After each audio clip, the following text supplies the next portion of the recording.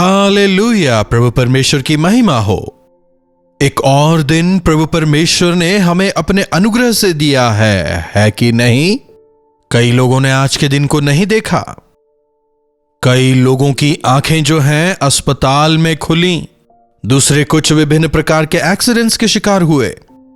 विभिन्न प्रकार की तकलीफों और परेशानियों का सामना आज इंसान कर रहा है। अगर आज हम जीवित हैं, भले चंगे हैं, तो यह केवल परमेश्वर का अनुग्रह है। इस बात को समझकर हम प्रभु की स्तुति करें, उनके साथ अपने दिन की शुरुआत करें, आशीष पाएंगे। प्रार्थना। पवित्र पिता, आपका धन्यवाद। प्रभु, बचाने वाले आप ही हैं, अनुग्रह करने वाले आप ही हैं। प्रभु, हमारे अंदर कोई अच्छाई नहीं, लेकिन यह केवल आपका अनुग्रह है, आपका प्रेम है, जिसने हमें अब तक आगे बढ़ाया है। प्रभु, आपकी स्तुति हो। प्रभु, पाप में जीवन ना बिताते हुए आपको महिमित करते हुए जीवन जीने का अनुग्रह हमें दें। यीशु के नाम से प्रार्थना मांगते हैं, आमीन। बीते कुछ दिनों से हम प्रार्थना के विषय मनन कर रहे हैं। क्या आपने प्रार्थना करना शुरू किया? अगर आपसे सवाल किया जाए तो आप जवाब देंगे? जी हां, जो हमें चाहिए था हमने प्रभु से मांगा। स्तुति स्तुति स्तुति कहते हुए थोड़ी देर हमने प्रभु की स्तुति की। क्या यही आपका जवाब होगा? आज बात करेंगे अंगीकार की प्रार्थना।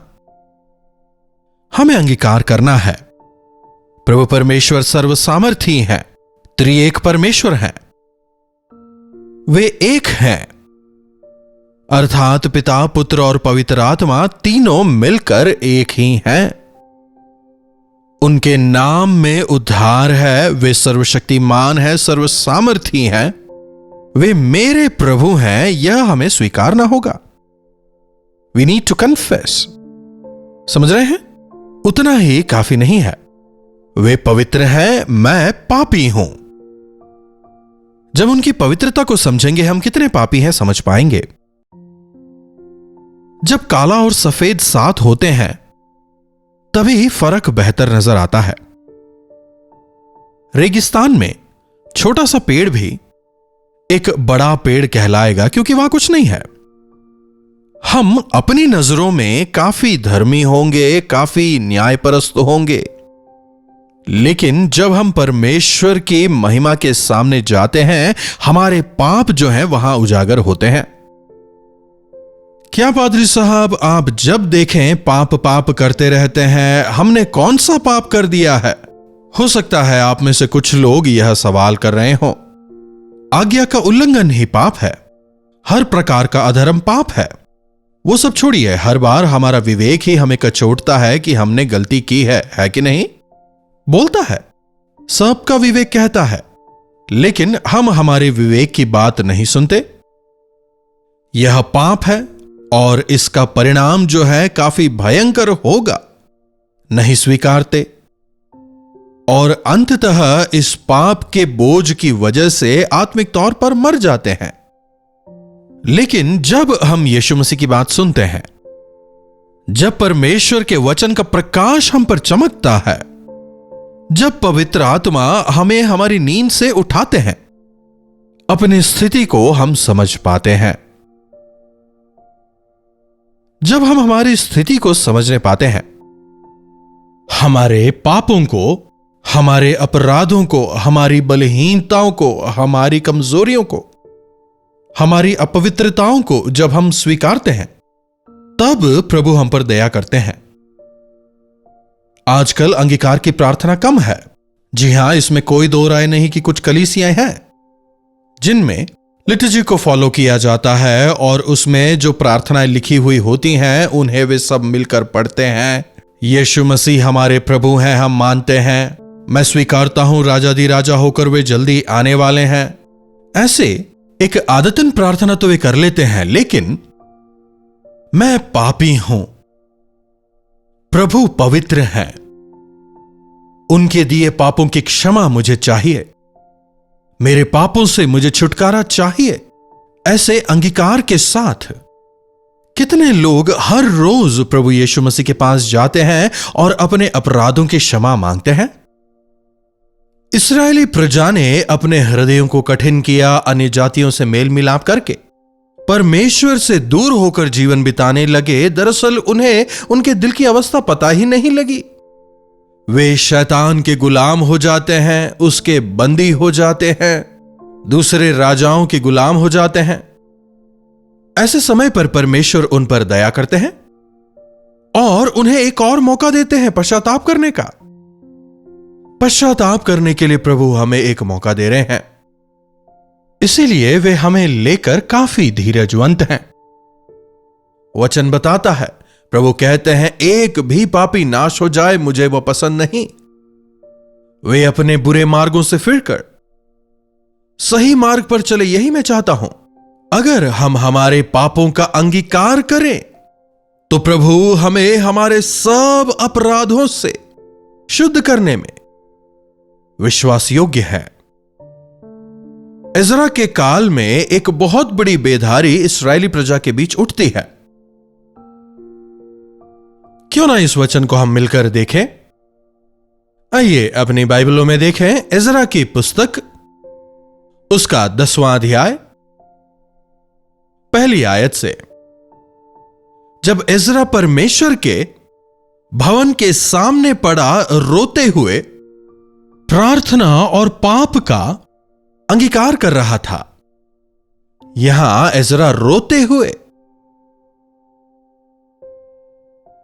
परमेश्वर के भवन में गिरकर पाप का अंगीकार करते हुए प्रार्थना कर रहा है। अंगीकार की प्रार्थना। और जब इज़रा गिरकर परमेश्वर के भवन में गिरकर पापों का अंगीकार कर रहा है, तब इस्राएल में से स्त्रियों, पुरुषों और लड़के बालों की एक बहुत बड़ी मंडली उसके पास इकट्ठा हुई। और वहां पर सब लोग इकट्ठा होकर क्या कर रहे हैं? बड़े हों, बुजुर्ग हों, बच्चे हों, बिलख बिलख कर रो रहे हैं। प्रभु हमारी गलतियों को क्षमा करें, हमारे पापों को क्षमा करें। प्रभु हम आपके खिलाफ पाप करके दोषी हुए हैं, पापी हो गए हैं। और ऐसी ही एक घटना को हम नहमिया की पुस्तक में भी पाते हैं। नहमिया की पुस्तक 9वां अध्याय, दूसरी आयत से देखिए। तब इस्राएली वंश के लोग सब अन्य जातियों से अलग हुए और खड़े होकर अपने अपने और अपने पुरखाओं के पापों को मानने लगे। अपने और अपने बाप दादाओं के पापों का अंगीकार करने लगे। हमारे कई सारे जो पूर्वज हैं वे प्रभु को नहीं जानते थे, बस वे अपनी परंपराओं का पालन किया करते थे। और उनके जो पापों के दोष हैं वे आज उनकी पीढ़ियां भुगत रही हैं। अगर हम बीमार होकर डॉक्टर के पास जाते हैं तो वो डॉक्टर हमसे पूछता है हमारे फैमिली हिस्ट्री के बारे में। हमारे फैमिली में किसी को यह बीमारी की हिस्ट्री तो नहीं है। जी हां, कई सारी बीमारियां ऐसी होती हैं जो एक हेरिडिटी की तरह हमारे अंदर आ जाती हैं। इसलिए हमें अपने पापों का अंगीकार करना है, बाप दादाओं के पापों का अंगीकार करना है। तीसरी आयत देखिए। तब उन्होंने अपने अपने स्थान पर खड़े होकर दिन के एक पहर तक परमेश्वर की व्यवस्था की पुस्तक पढ़ते और एक पहर अपने पापों को मानते और अपने परमेश्वर यहोवा को दंडवत करते रहे। एक पहर तक। पहर का मतलब क्या हुआ? 3 से 4 घंटा। 4 घंटे खड़े होकर, समझ रहे हैं? 4 घंटे तक खड़े होकर अपने पापों का अंगीकार कर रहे हैं। आज शायद कई लोग सवाल करें कि अरे हमने कौन सा पाप किया है। हां, हमें अपनी नजरों में कुछ भी गलत नहीं लगता। हमें दूसरों के पाप नजर आते हैं और कहीं अगर हमारे पाप नजर आ भी जाएं तो अरे हम तो उनसे बेहतर हैं, इनसे ज्यादा हमने पाप नहीं किया। लेकिन जब हम प्रभु के सानिध्य में जाते हैं, अगर उनके सानिध्य में खड़े होकर उनके खोजी होते हैं, हमारे पाप कितने गंभीर हैं, कैसे कैसे हमने प्रभु को दुखी किया है।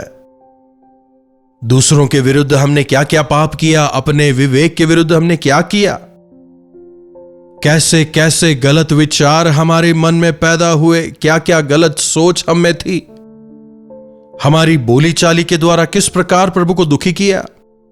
किन किन गलत बातों को देखकर प्रभु को दुखी किया, बुरे व्यवहार की वजह से किस प्रकार हमने परमेश्वर के नाम को शर्मिंदा किया, वे तमाम चीजें नजर आती हैं। अगर परमेश्वर ने हमारी यथास्थिति हमें ही दिखा दी तो शायद हम ही सहन ना कर पाए, हम खुद अपने आप को क्षमा नहीं करने पाएंगे। और इसीलिए प्रभु चाहते हैं कि हम पश्चाताप करें।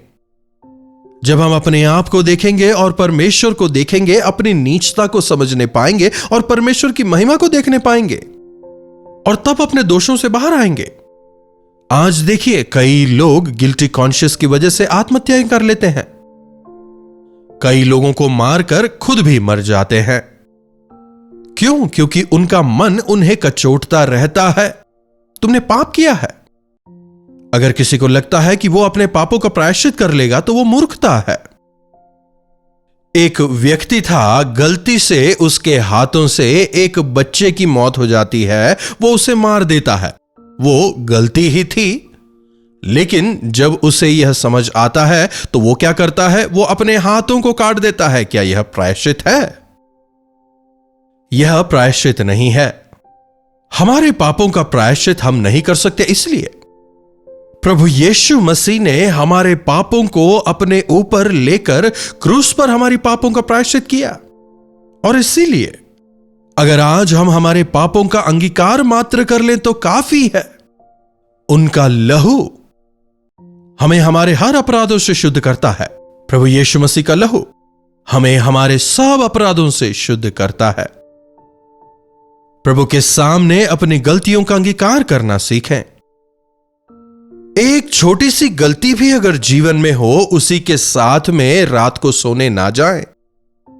अगर आपके मन में कोई पाप है, आपने कोई बुरे विचार किए या आपने किसी को दुख दिया, अपनी बातों द्वारा किसी को हर्ट किया, परमेश्वर को नापसंद कोई भी कार्य अगर आपने किया है, उसको मन में रखकर आप सोने बिल्कुल ना जाएं। सोने से पहले उसे परमेश्वर के सामने आप लेकर आएं, उनका अंगीकार करें, पश्चाताप करें, प्रभु क्षमा करेंगे। उन अपराधों को वे आपसे मिटा देंगे, वे आपसे दूर करेंगे और फिर वे दोबारा कभी उन्हें याद नहीं करेंगे। हमारे पाप हमें पकड़े उससे पहले बाइबल हमें बताता है कि तुम्हारे पाप तुम्हें पकड़ेंगे। हमारे पाप हमें पकड़े उससे पहले ही हम उन्हें पकड़कर यीशु के सामने अगर अर्पित करें, अंगीकार किए हुए पापों को प्रभु क्षमा करते हैं। इसीलिए जो कोई मसीह यीशु में है उन पर दंड की आज्ञा नहीं। आज परख कर देखें, क्या आप में ऐसे कोई भी दोष है जिसके विषय आपका हृदय आपको कचोट रहा है, मन में कोई मलाल है? क्या आप कह रहे हैं मुझसे प्रार्थना नहीं हो रही? क्या आप कह रहे हैं पता नहीं क्या हो रहा है, लेकिन मन में थोड़ी भी तसल्ली नहीं है? गले में अगर कुछ फंस जाता है तो तसल्ली नहीं होती ना? उसी प्रकार हम जो कि परमेश्वर के संतान हैं, विश्वासी हैं, अगर हम में छोटी सी भी कोई गलत बात रह जाए या कोई गलत चीज हम कर लें या देख लें, मन अशांत हो उठता है और परमेश्वर उस छोटे से धब्बे को भी सहन नहीं कर पाते। इसीलिए प्रभु कहते हैं, अपने पापों का अंगीकार करो और मेरे पास आओ। अपने पापों का अंगीकार करो, बस just say that you have sinned. प्रभु, मैंने आपके खिलाफ पाप किया है, मुझे आप क्षमा करें। उड़ाऊ पुत्र अपनी गलतियों को स्वीकारता है, मैंने आपके विरुद्ध पाप किया है, मुझे क्षमा करें और अपना दास बनाकर ही मुझे रख लें। हर पाप जो हम करते हैं वो परमेश्वर के खिलाफ है, और फिर कुछ पाप मनुष्यों के खिलाफ। मनुष्यों के खिलाफ जो पाप किए हैं उनका अंगीकार मनुष्यों से करना है। परमेश्वर के खिलाफ जो पाप किए, प्रभु के सामने उनका अंगीकार हमें करना है। अंगीकार किए पाप क्षमा किए जाते हैं। छिपाए गए पापों का हमें न्याय चुकाना होगा। इसलिए आज से अपने हृदय को हम पवित्र रखें, और जब कभी हमसे गलतियां होती हैं उन्हें प्रभु के सामने हम स्वीकारें, प्रभु के सामने दोष मुक्त जीवन बिताएं। प्रार्थना। पवित्र पिता, आपका धन्यवाद प्रभु, आज एक बार फिर से अपने वचनों के द्वारा आपने हमसे बात की है। हमारे लिए कितना आवश्यक है कि हम ना केवल हमारे बल्कि हमारे जो बाप दादा हैं उनके भी पापों का अंगीकार करना कितना आवश्यक है, आपने अपने वचनों द्वारा हमें सिखाया। आपके इन वचनों के लिए आपका धन्यवाद प्रभु। आप चाहते हैं कि हम आपके सामने बिल्कुल निर्दोष और निष्कलंक नजर आएं। हमारी मदद करें कि अगर हमसे कुछ गलतियां होती हैं हम उन्हें छिपाने वाले ना बने, बल्कि जब के तब उनका आपके सामने अंगीकार करते हुए अपने पापों को मानते हुए आपके लहू में शुद्ध होकर आपकी महिमा के लिए जीने का अनुग्रह हमें दें। यीशु के नाम से प्रार्थना मांगते हैं, आमीन। अब हमारे पिता परमेश्वर का प्रेम, प्रभु यीशु मसीह का अनुग्रह, पवित्र आत्मा की संगति और सहभागिता हमें से प्रत्येक के साथ आज, कल और सर्वदा बने रहे, आमीन। प्रभु परमेश्वर की महिमा हो। अपने प्रार्थना विषयों को आप हमें 9884907779 पर व्हाट्सएप, वॉइस मैसेज या फिर टेक्स्ट के जरिए भेज सकते हैं। हम आपसे सुनना चाहेंगे, अवश्य प्रार्थना करेंगे, प्रभु जरूर चमत्कार करेंगे। फोन करने का प्रयास ना करें क्योंकि हम फोन उठाने नहीं पाएंगे। बहुत सारे फोन आते हैं, सबके जवाब हम नहीं दे सकते, इसलिए केवल मैसेज करके हमें बताएं।